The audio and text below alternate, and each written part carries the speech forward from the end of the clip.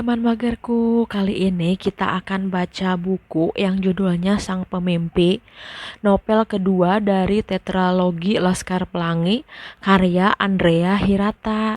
Nah, biar kalian gak ketinggalan dengerin buku favorit kalian, jangan lupa aktifkan loncengnya dan subscribe dulu, karena dengan membaca buku, kita telah membuka jendela dunia.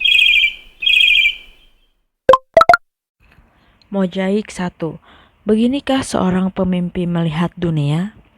Daratan ini mencuat dari perut bumi laksana tanah yang dilantakan tenaga dahsyat kataklismik. Menggelagak sebab lahar meluap-luap di bawahnya. Membubung di atasnya, langit terbelah dua. Di satu bagian langit, matahari rendah memantulkan uap lengket yang terjebak ditundungi cendawan gelap gulita, menjerang pesisir sejak pagi. Di belahan lain, semburan ultraviolet menari-nari di atas permukaan laut yang bisu bertapis minyak. Jika serupa kaca-kaca gereja, mengelilingi dermaga yang menjulur ke laut seperti range of fire atau lingkaran api. Lalu di sini, di sudut dermaga ini, aku terkurung mati kutu. Jantungku berayun-ayun seumpama punchbag yang dihantam beruntun seorang petinju. Aku berjingkat-jingkat di balik tumpukan peti es. Kedua kakiku tak teguh gemetar. Bau ikan busuk yang merebak dari peti-peti amis di ruangan asing ini sirna dikalahkan oleh rasa takut. Jimbron yang tambun dan invalid, kakinya panjang sebelah, terengah-engah di belakangku. Wajahnya pias, dahinya yang kukuh bersimbah keringat, di sampingnya Arai. Biang keladi kejadian ini lebih menyedihkan. Sudah 2 kali dia muntah karena kelelahan. Dalam situasi apapun dia selalu menyedihkan. Kami mengendap, Arai memberi saran. Seperti biasa, pasti saran yang menjengkelkan. Ikal, aku tak kuat lagi. Habis sudah napasku. Kalian lihat para-para itu? 20 meter di depan sana teronggok reot pabrik cincau dan para-para jemuran. Coklat dan doyong.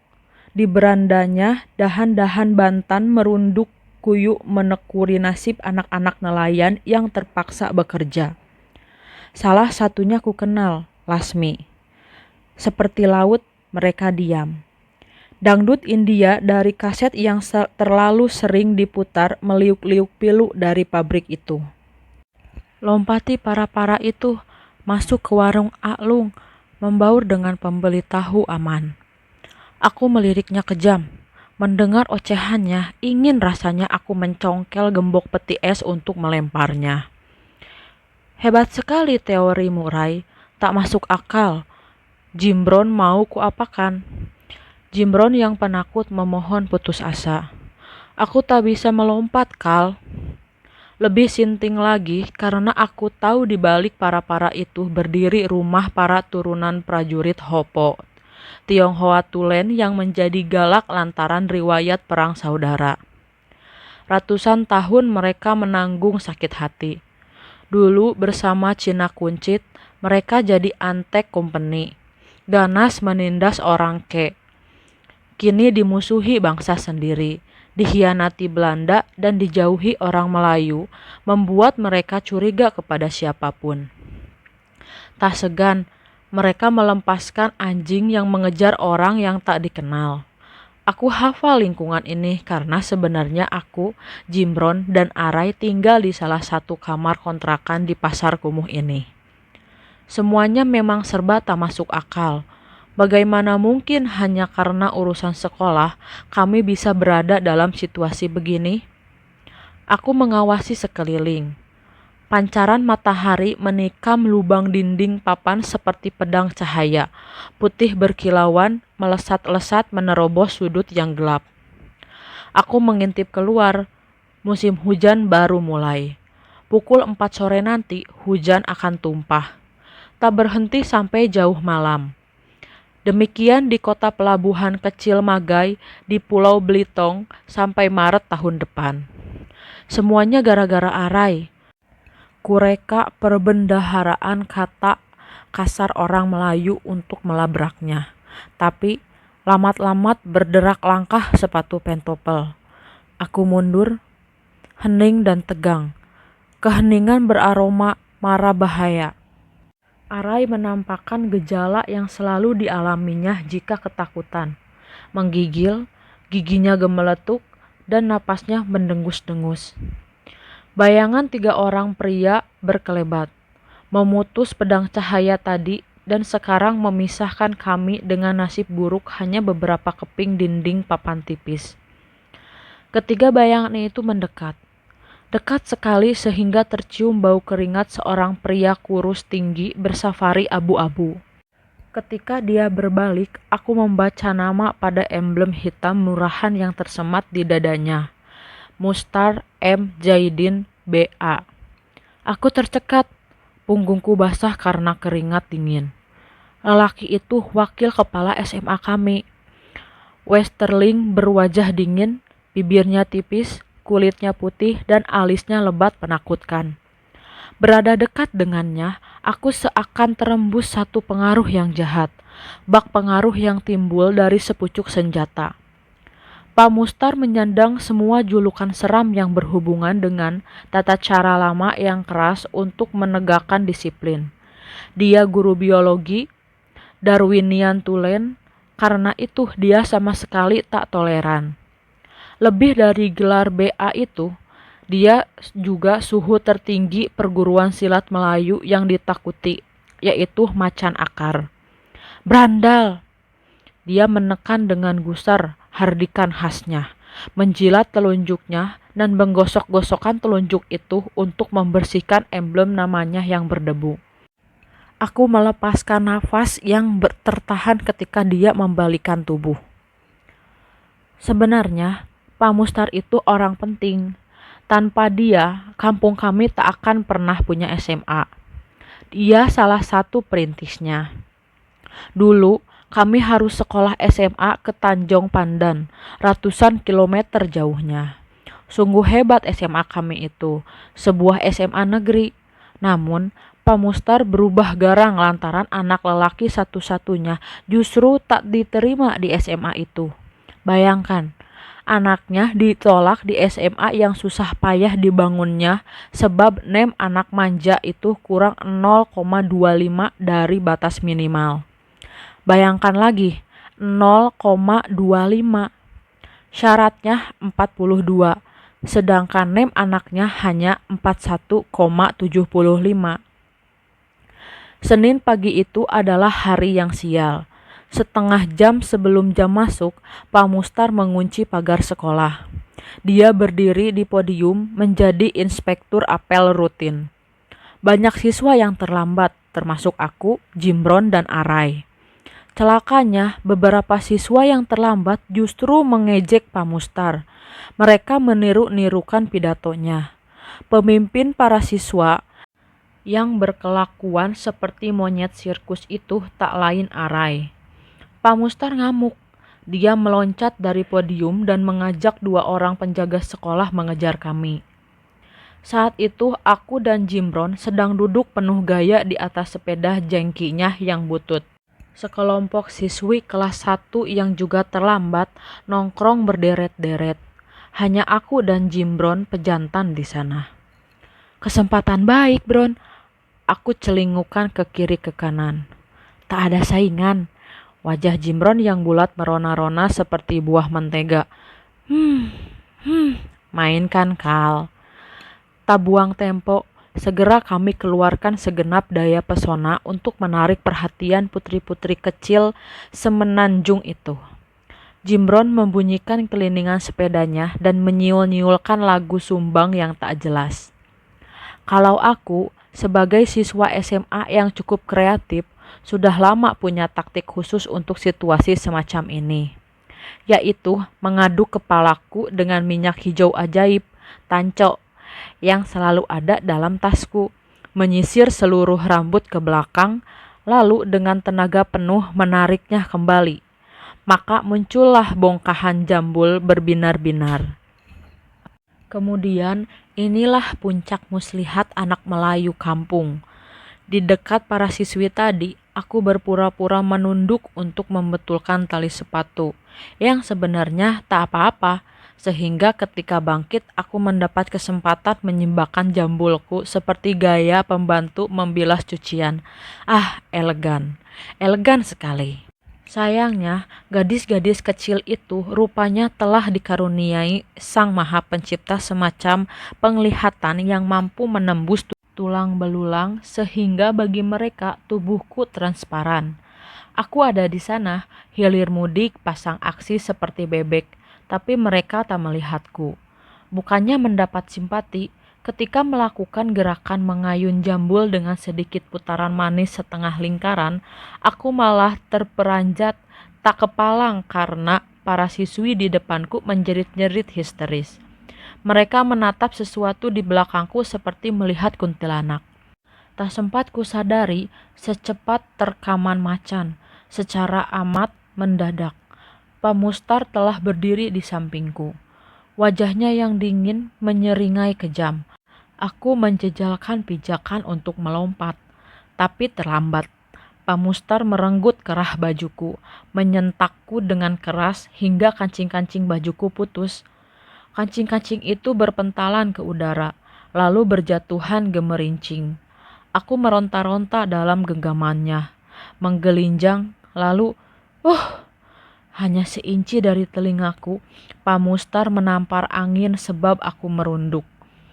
Aku berbalik, mencuri momentum dengan menumpukan seluruh tenaga pada tunjangan kaki kanan. Sedetik kemudian, aku pun melesat pergi. "Brandal!" teriakan Pak Mustar membahana. Dia mengejarku dan berusaha menjambak rambutku dengan tangan cakar macannya. Kedua penjaga sekolah terpogoh-pogoh menyusulnya. Segerombolan siswa, Arai dan Jimron, semburat berhamburan ke berbagai arah. Yang paling sial adalah aku. Selalu aku. Pak Mustar hanya menyasarku. Peluit penjaga sekolah menjerit-jerit. Aku berlari kencang menyusuri pagar sekolah. Pengejarku juga sial karena aku adalah sprinter SMA. Aku bisa berlari kencang. Siswa-siswa yang tadi mengikuti apel berhamburan menuju pagar. Riuh menyemangatiku karena mereka benci kepada Pak Mustar.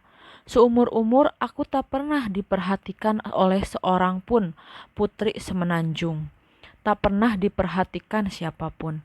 Namun, kini gadis-gadis manis Melayu itu yang tadi tak sedikit pun mengacuhkanku, melolong-lolong mendukungku. "Ikal, Ikal, ayo Ikal, lari, lari." Tenagaku terbakar. Kulirik sejenak jajaran panjang tak putus-putus pagar nan ayu itu, ratusan jumlahnya. Berteriak-teriak histeris membelaku. Hanya membelaku sendiri, sebagian melonjak-lonjak, yang lainnya membekap dada. Khawatir jagoannya ditangkap garong. "Lari, lari, Kak, lari!"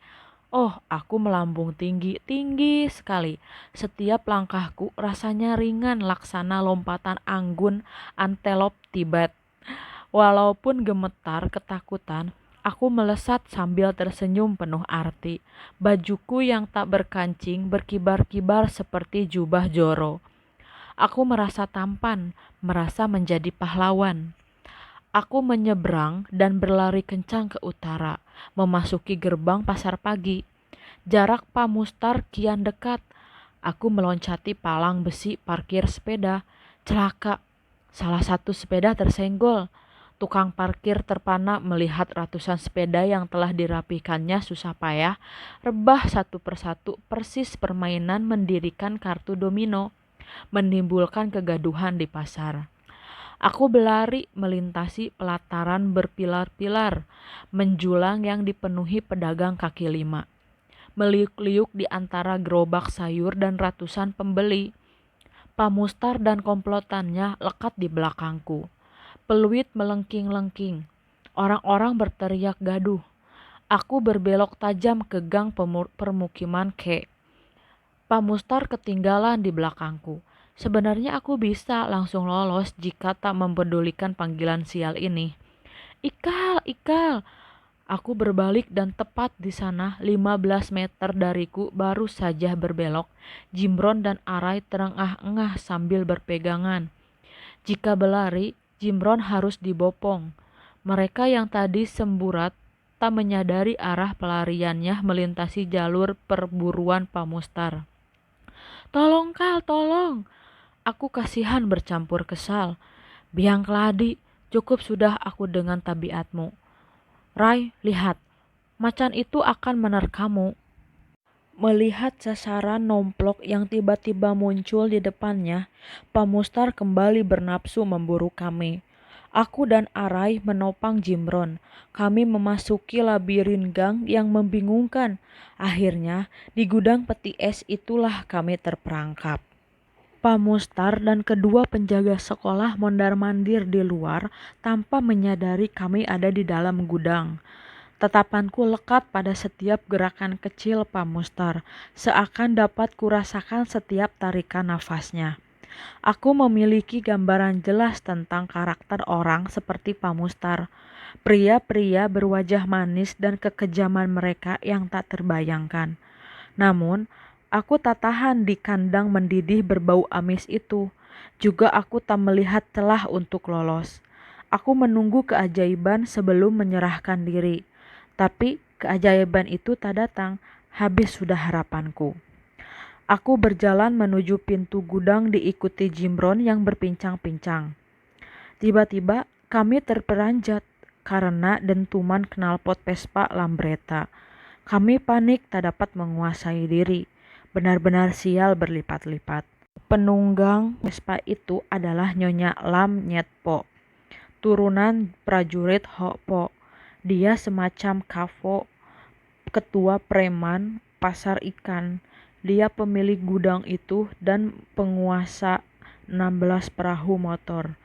Anak buahnya ratusan pria bersarung yang hidup di perahu dan tak pernah melepaskan badik dari pinggangnya. Berperkara dengan Nyonya Po, urusan bisa runyam, karena kami telah menyelinap ke gudangnya. Pasti dia akan menuduh kami pencuri. Nyonya Po bertubuh tinggi besar, rambutnya tebal, disemir hitam pekat dan kaku seperti sikat. Alisnya seperti kucing tandang, bahunya tegap, dadanya tinggi, dan raut mukanya seperti orang terkejut. Sesuai tradisi Hokpo, dia bertato, lukisan naga menjalar dari punggung sampai ke bawah telinga. Bersurai-surai dengan tinta Cina. Bengis, tega, sok kuasa, dan tak mau kalah tersirat jelas dari matanya. 5 orang pembantu setia Nyonya Po, Parmin, Marmo, Paijo, Tarji, dan Nasio, membuka pintu gudang. Gagal menjadi petani jagung, para transmigran itu menjelma menjadi kuli serabutan. Mesin Lambretta dimatikan dan aku diserang kesenyapan yang menggiriskan. Jimbron memeluk kedua kakinya dan mulai terisak-isak. Tubuhku merosot lemas, nasib kami di ujung tanduk. Namun, dalam detik yang paling genting, aku terkejut sebab ada tangan mengguncang pundakku. Tangan Arai. "Ikal," bisiknya sambil melirik peti es. Aku terpana dan langsung paham maksudnya. Luar biasa dan sinting. Itulah Arai dengan otaknya yang ganjil. Otakku berputar cepat mengurai satu persatu perasaan cemas, ide yang gila, dan waktu yang sempit. Arai mencongkel gembuk dan menyingkap tutup peti. Wajah kami seketika memerah saat bau amis yang mengendap lama menyeruak.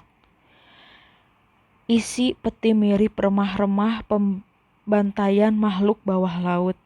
Sempat terpikir olehku untuk mengurungkan rencana sakit saraf itu. Tapi kami tak punya pilihan lain. "Ikal, masuk duluan," perintah Arai sok kuasa. Tatapanku berkilat mengancam Arai. Ingin sekali aku membenamkan kepalanya ke mulut ikan hiu gergaji raksasa yang menganga di depanku. Itu penyiksaan karena berarti aku harus bersentuhan langsung dengan balok es di pasar peti dan menanggung beban tubuh Jimbron dan Arai. Berat Jimbron hampir 80 kg. Tak adil. Ini idemu, Rai. Kau masuk duluan. Jangan banyak protes. Badanmu paling kecil.